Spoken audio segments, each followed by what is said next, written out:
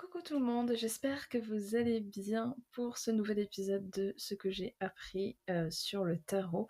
Donc nous allons découvrir deux nouvelles cartes comme vous pouvez le voir sur l'écran, donc qui est l'amoureux et le chariot. J'avais très hâte de pouvoir vous partager ce que je sais sur ces deux cartes et avec mes recherches mais aussi mes connaissances au fur et à mesure de mes tirages. Donc voilà, donc j'espère que vous allez bien et que vous allez passer une bonne semaine et que vous avez passé une bonne semaine aussi la semaine dernière, comme on se retrouve tous les lundis ou alors le mercredi pour ceux qui regardent mon let's play. Donc voilà, donc on va aujourd'hui commencer par analyser la carte de l'amoureux que vous trouvez à votre gauche. Juste là. Donc c'est normal si les cartes elles sont un peu différemment coupées, c'est en fonction des images que je trouve sur internet et je pense que je vais avoir la bonne idée de les mentionner parce que bien sûr ces images ne sont pas forcément de moi mais de ce que je trouve sur Google. Voilà, même si je sais que pour l'instant j'ai pas beaucoup de monde qui regarde mes vidéos, mais ça serait quand même bien pour éviter voilà, de me faire taper sur les doigts, je pense. Enfin bref, tout ça pour vous dire que voilà, ces images ne sont pas à moi, mais je choisis en fonction des cartes qui me semblent le mieux et auxquelles on voit le plus, parce qu'il y en a certaines qui peuvent être un peu floues ou des trucs comme ça, donc j'essaye de vraiment choisir les meilleures pour qu'on puisse bien voir les différentes cartes. Donc on va commencer avec la carte de l'amoureux. Donc comme d'habitude, on commence par que signifie le chiffre de la carte pour l'amoureux qui est le chiffre 6. Donc le chiffre 6, en général, il représente, enfin notamment là sur cette carte, on peut penser que le chiffre 6 représente deux triangles de forme isocèle inversée qui peut représenter une étoile lorsqu'on les assemble. Donc l'étoile en général c'est un symbole d'harmonie ou d'unité, et ce qui est représenté aussi par l'amoureux en tant que tel, qui est l'unité entre deux êtres et qui s'unissent, tout comme le chiffre 6. Il y a aussi la question du sixième sens qu'on associe souvent à l'intuition, aux énergies ou aux vibrations. Comme je dis, oui, donc ça peut être aussi en rapport avec l'énergie et donc la connexion entre ce qui se passe en haut et la terre. Et donc tout ce qui est dans, ça représente aussi tout ce qui est dans l'aspiration à l'équilibre, dans la perfection de l'âme et du corps. Et donc, que signifie le nom de la carte? Donc le nom de la lame, elle fait référence à un sentiment qui est le sentiment central en général dans le tarot, qui est l'amour. Et donc, on parle notamment dans cette carte de la personne qu'on aime ou de la personne qu'on aime, ou en général, on tombe amoureux, ou ça peut aussi associer à la phase, parce que comme je le disais dans l'histoire du tarot, le tarot représente les différentes phases de la vie sur Terre.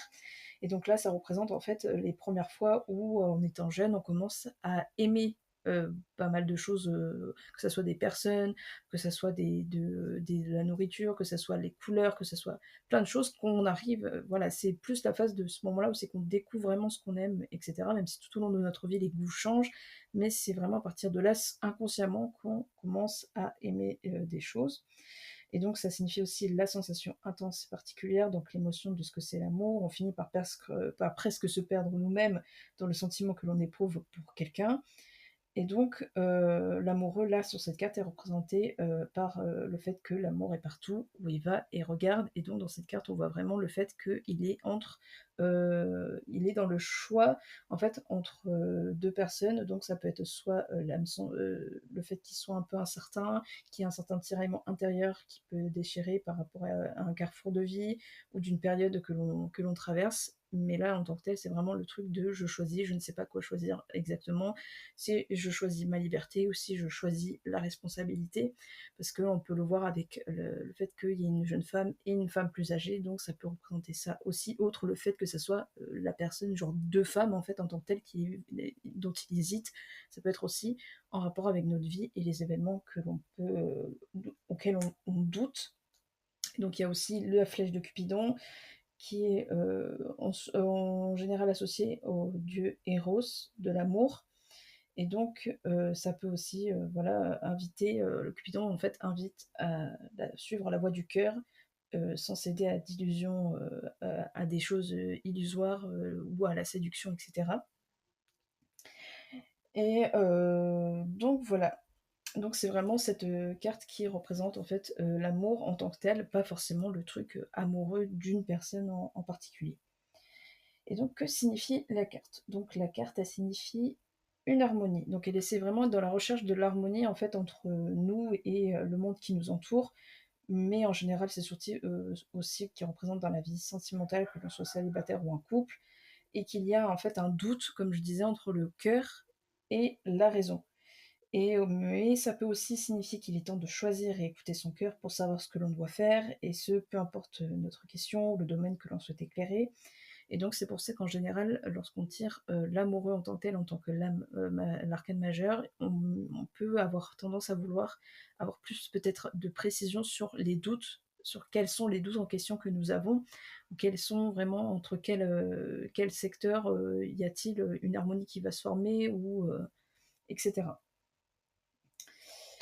Et donc, que signifie la carte selon la position? Donc, à l'endroit, comme je disais, ça représente qu'il y a une sorte d'harmonie entre les relations, mais aussi avec nous-mêmes, sur nos choix, l'évolution ça peut être aussi en rapport à un domaine aussi. Donc en général, l'amour est souvent associé au côté esthétique et artistique. C'est aussi le fait d'utiliser sa sensibilité, qu'on est à apporter, on est à devoir utiliser sa sensibilité et sa diplomatie pour doser et réussir à faire des compromis, ou de devoir faire un choix entre plusieurs personnes, si par exemple on fait des rencontres, si là vraiment c'est dans le domaine euh, purement sentimental. Euh, et à l'envers, donc à l'envers, la carte, elle signifie les doutes, comme j'ai pu vous le dire dans la signification de la carte, donc des doutes qui peuvent nous submerger, que ce soit dans n'importe quel domaine, ou qu'on ne sait plus quels sont nos besoins ou désirs profonds, et que l'on arrive aussi à ne pas savoir prendre de décision, qu'on fuit nos responsabilités, et que c'est les autres qui doivent choisir à notre place. Et donc voilà pour cette carte. Et donc après, pour l'anecdote, quand on parle de carrefour et de décision et de doute, ça peut aussi faire référence, notamment moi qui l'ai étudié à Oedipe, l'histoire d'Oedipe qui croise son père lors d'un chemin et qui le tue, en ignorant qui il est, et donc qui annonce en fait un début de tragédie. Et donc c'est aussi un endroit particulier qui est considéré comme un lieu en fait de rencontre en général. Et ça peut être aussi en rapport euh, au dieu Hermès, qui est le dieu des voyages, des échanges, qui est Mercure aussi, que l'on peut associer aussi notamment au niveau astrologie à la carte, n'importe quoi, pas la carte, au signe du Gémeaux. Et donc j'ai oublié aussi, mais la planète qui représente cette carte, c'est la planète Vénus, qui est en avant qui représente la douceur, l'amour, mais aussi l'attachement et l'inconstance, mais on peut aussi l'associer au fait qu'il est notamment au dieu Hermès par rapport aux échanges et aux voyages, etc., euh, qui est régi donc par la planète Mercure. Et donc maintenant passons au chariot. Et donc, on voit vraiment l'évolution, comme je disais, qu'il y a vraiment cette idée dans les arcanes majeures, qu'il y a vraiment une sorte de stade d'évolution, en fait, de la vie sur Terre. Et donc, le chariot est vraiment la suite, en fait, de l'amoureux, parce que le chariot, en fait, représente le moment où c'est que on a réussi à clarifier, en fait, nos doutes et les choix que on essaie de savoir, soit on écoutait son cœur, soit on écoutait sa tête, soit on écoutait machin. Là, c'est vraiment le chariot, il est en mode c'est bon, je sais ce que je veux, je sais où je veux aller, et donc c'est le bon moment pour y aller avec ce chariot. Et donc, le chariot, que signifie le chiffre de la carte qui est le numéro 7? Donc, le chiffre 7, c'est celui qui représente la chance dans le domaine spirituel, mais aussi qui est très puissant, notamment dans le domaine religieux, notamment le fait que le, euh, Dieu a créé en 7 jours la Terre, si je me souviens bien. Et donc il représente aussi l'accomplissement d'un cycle, et puis d'un renouvellement qui s'annonce. Il y a aussi le fait qu'il y ait les 7 couleurs de l'arc-en-ciel, les 7 jours de la semaine, et aussi des étapes de la vie humaine. Et donc, que signifie le nom de la carte? Et donc le nom de la carte, le chariot, et c'est le chariot qui décrit un objet. Donc que les chefs de guerre utilisent pour parader, notamment durant l'Antiquité avec l'armée romaine. C'est en général pour signifier la victoire de combat ou de guerre qui en fait passe sous l'arc de triomphe et qui est en fait acclamé par la foule. Acclamé par la foule. Ça peut être aussi en rapport avec l'allusion au char d'Apollon, qui, avec l'image du chariot resplendissant, qui représente la lumière, la chaleur et l'été, qui peut être aussi associé au chiffre 7, et notamment par rapport aux couleurs en fait, qui sont représentées dans la carte. Donc ensuite, donc, que signifie du coup au niveau tirage de la carte? Le chariot représente du coup comme le nom de la carte en question qu'elle symbolise, ça représente une victoire, une fête ou des réjouissances que l'on a accompli ou que l'on va accomplir. Si par exemple on peut avoir cette carte lors d'un tirage en dernier en fait. Cela signifie aussi que l'on sait où l'on va et qu'il est temps d'accomplir les objectifs que nous avons pu éclaircir lors du stade de l'amoureux. Mais il y a quand même cette idée que malgré tout, il peut y avoir aussi des imprévus qui peuvent arriver et que le chemin peut s'arrêter ou continuer. Et ça, c'est le fait que, voilà, comme on le voit sur la carte, on voit que la personne est en train d'avancer, mais il peut y avoir à tout moment des choses qui peuvent faire en sorte à ce que le chariot s'arrête ou pas. Et ça peut être signifié par le fait que les chevaux n'ont pas de... tout simplement, ils n'ont pas de rêne. En fait, il ne peut pas arrêter les chevaux. Ils continuent à avancer, à avancer. Et donc, il n'a pas trop le contrôle en fait, du chariot. Donc la planète qui représente le chariot, c'est la planète Mars, qui représente la planète de l'énergie, du courage, du combat, de l'action et de la victoire, ainsi que la dépendance et l'autonomie. Et donc, est-ce que ça peut signifier? Donc, il peut y avoir aussi pour le chariot d'être le fait de devoir se faire confiance, de définir les objectifs et foncer, de ne pas attendre des autres, et d'avoir cette détermination, que la détermination et notre énergie, elle suffit, et qu'il faut être mobile et autonome. Et donc, que signifie la carte selon sa position? Donc, à l'endroit, elle représente qu'il y a une sorte de rythme, en fait, effréné et trépidant qui va arriver, qu'il y a une volonté qui s'affirme, que les buts sont clairement définis, et que l'on peut avoir cette audace de prendre le risque, si l'on veut, en fait, tout simplement parce qu'il faut bien se retenir que le tarot n'est pas quelque chose qui va forcément arriver, c'est vraiment des messages et c'est à nous en fait de savoir si on veut suivre ces conseils ou pas. C'est vraiment c'est vraiment des conseils en fait, des messages et c'est à nous de voir si on résonne avec ces messages-là ou pas, ou si on a vraiment envie en fait d'aller dans cette direction-là ou pas. Et donc, il y a ce besoin ou cette envie d'audace de prendre le risque en fait qui est là, d'avoir un certain goût pour, ça peut être aussi le goût de la compétition qui va mener au succès, par exemple si on est dans le monde du sport ou alors quelque chose en fait qui nous challenge, mais ça peut aussi le fait, le chariot qui est avec des roues et des chevaux, qui peut signifier aussi le déménagement ou des déplacements qui peuvent arriver, qui peuvent être bénéfiques. Et à l'envers, qu'est-ce que ça signifie? Et d'où le fait, comme je disais, par rapport...